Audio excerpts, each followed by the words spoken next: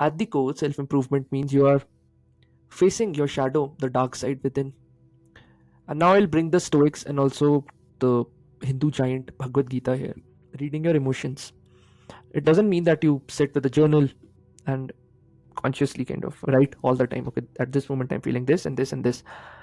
Consider it like this, that whenever you're acting, you're always observing your actions with, you're not your fear, anger, or lust, you're the witness behind them. So whenever you're wanting to make a change in life, you go to the root of it. You see that for whom am I trying to improve, who is this being impacted upon, and when I'm pushing myself, why are certain emotions, why are these certain emotions, like I'm feeling them. Today I wanted to talk about uh, improvement, self improvement. Now on the outside it might seem ki there's one more person who has come and would preach to us about principles and things that we have generally heard, but I'll try to go a little bit deeper, not copy paste the generic bullshit that generally floats around. So before self, I would just like to read something from Swami Vivekanand. He says, lay down your comforts, your pleasures, your names, fame, or position, nay, even your lives, and make a bridge of human chains over which millions will cross this ocean of life. I would rather see every one of you rank atheists than superstitious fools. For the atheist is alive and you can make something out of him. But if superstition enters, the brain is gone, the brain is softening. Degradation has seized upon the life.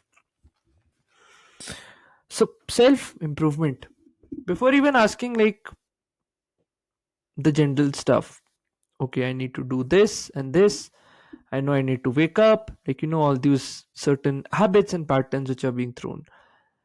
A fundamental question that one needs to ask is, who is the self? Is this self driven to improve just because of excessive greed or excessive lust, or in the hope of quoting other people? Or is this self rooted in a center where one wants to serve a higher purpose in one's life, build a legacy of sorts? So I think the most important thing is, this is an eternal journey. Now, the reason I started this video with a quote from Vivekananda is because over time we lose our youthfulness. Why? Because we crystallize our experience and term them as superstitions. It could be all across the board, like certain beliefs about how a certain work should be or ought to be done, certain religious beliefs, and things like that. Like there's no newness, or let's say an approach to learn new things, uh, indulge in life actively and consciously. We just want to be a very passive participant of life, wasting a life. Now, one more important thing is, now this is from my mentor, Dr. Daisako Ikeda. He says that one of our essence and goals in life should be to challenge hopelessness and pessimism. Now, he further goes on to say that nothing is irredeemable in youth. Rather, the worst mistake you can make when you're young is to give up on yourself and not to challenge yourself for fear of failure. And this, I think, applies all across the board. Doesn't matter what your physical age is.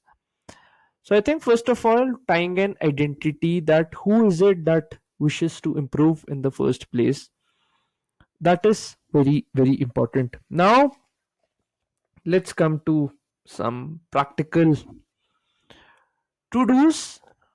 I might reframe it, not to do certain things, like even if you do one or two of them, maybe they can add a sense of value in your life.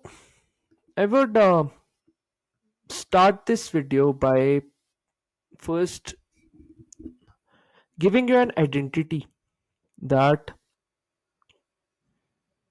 self improvement is not a passing trend which you see online. It's a brutal war within yourself.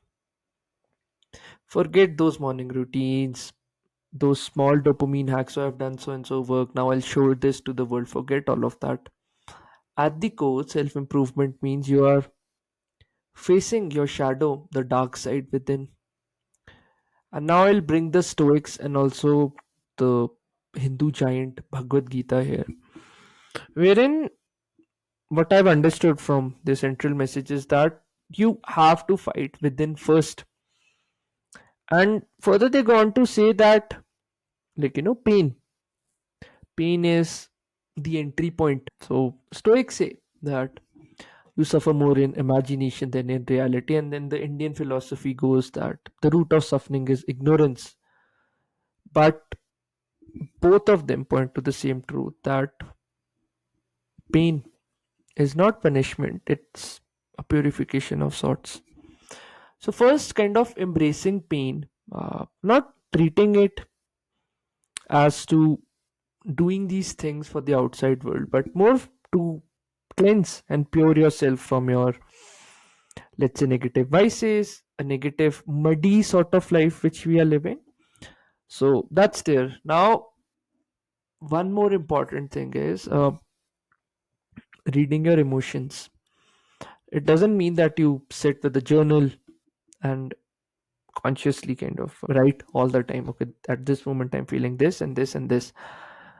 Consider it like this, that whenever you're acting, you're always observing your actions within the act. Now this is a conscious form of meditation, wherein, like, one form of meditation is you're just sitting crossed leg, eyes closed, trying to focus on your breath, and a lot of techniques exist. But this is a more active, more dynamic meditation sort of thing, wherein you're consciously meditating 24/7 by observing yourself. So this way you'll see that, okay, these are certain points that give me pleasure, these are certain points that give me pain, and then slowly and steadily, as you keep on observing yourself like a detached observer, you'll rise both of pleasure and pain. You're not your fear, anger, or lust, you're the witness behind them. So whenever you're wanting to make a change in life, you go to the root of it. You see that for whom am I trying to improve? Who is this being impacted upon? And when I'm pushing myself, why are certain emotions? Why are these certain emotions, like, I'm feeling them, and not treat them as facts? These are just data points. Now comes the most important thing. When you consciously go into this act, you will build a stable point within you, or a stable base of sorts, which is just focused on inner, let's say, clarity, and taking your inner consciousness maybe to deeper and deeper depths, not for some outer image. Right, today we chase aesthetics, clout, attention, but Stoics in general chased virtue. And if we come back to India, the Indian yogis chase this in the form of self mastery. Real improvement is invisible. Silence, restraint, and building a deeper and deeper character. Now comes the next point, is how we should understand discomfort. Basically, when we are doing anything, let's say learning an instrument, or trying to go for gym, or trying to pick up a habit of, let's say, marathons, there's a sense of discomfort. But the idea here, like the points which I mentioned above, is you distant yourself from that discomfort, like cold showers, it could be rejections which you're facing, loneliness in life, failures in life. It just means across the board. uh, Embrace every hardship, because you are functioning from a stable center within. You will train that will within, that muscle within, to consciously go for challenges, not fear challenges. And if you see in our culture, like every Indian yogi or saint kind of did this. They called this tapasya, which means voluntarily choosing to suffer, to burn the impurity within. And then in my last video, I talked about focus. Like focus is a weapon. Hone that skill. Most people are unarmed. So if you're focusing, you're already winning in a very unique way, because most people cannot focus due to Instagram Reels, Facebook Shorts, YouTube Shorts. There are a number of distractions, and there's no retention from any of that data. It's just dopamine chasing, because we are so hollow within. We fear making real, genuine social connections, that we do it at the cost of discarding our long-term focus, our long-term health of our brain. So the Stoics have always said, control what's in your power, and I'm sure you might have heard it from the Gita, that do your works, don't focus on the result but the process. There's a certain truth to it, but consciously reminding yourself through this active meditation, which I have mentioned in the video. Like when you're obsessed with the outcome all the time, it would kill your action, the action that you need to take in the current time to improve, let's say, your life. Focus on cleaning yourself. Focus on your dharma. That dharma is, let's say, being one with that consciousness, or finding the most deepest point within you, which we call as, let's say, collective, let's say, consciousness, and not chase dopamine, which is spiked through external situations and rewards and things like that. And now the most important thing comes is you're building rituals as per your uh, understanding. Not someone tells you, like, do this daily journaling, evening reflection, do this chanting and things like that. Whatever works for you, whatever you feel is the highest in your life right now, start with that. Slowly your life opens up, and you'll see a lot of possibilities entering your life, slowly and steadily, slowly and steadily. So just uh, kind of having this unwavering focus towards the highest things in your life.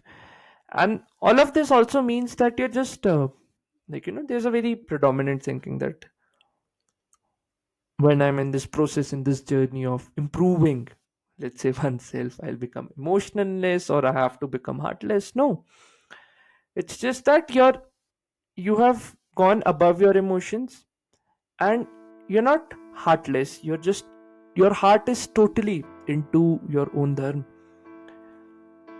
It does not mean numbness, it just means you're becoming more clearer and clearer in your life. And once you become more clearer and clearer in your life, you'll help others become more clearer and clearer, because they would not want to relate to you if they themselves are not in a certain depth of sorts. So, true, I think, self improvement, or the will to consciously go deeper and deeper within you, it gives you a bigger and an expansive heart, not a colder one. Most people, after listening to this video, will escape themselves, or maybe they haven't reached at this point. If you have, congratulations, you have the courage to face yourself. Now I do believe that whatever insights you have gotten from this video, you will apply them in your real life. People scroll to escape silence, some masturbate to escape frustration of their work, of life in general, that nothing is in their control. Or if we take that a step further, they drink to escape the confusion within their own hearts. You sit with it, you burn every bloody damn thing, you transmute that confusion into clarity.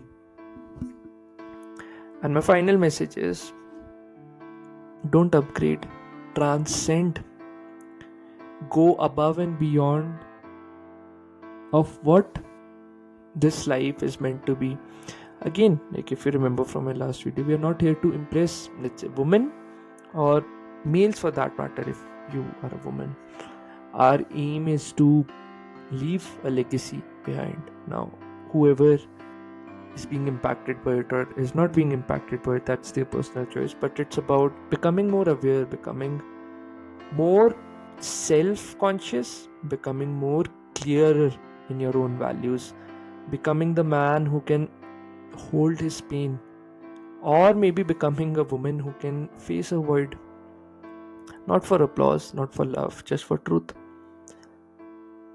Self improvement is not a glow up, it's going to war with every lie you have told yourself again and again and again, and refusing to die like a coward. Anyhow, thank you for watching.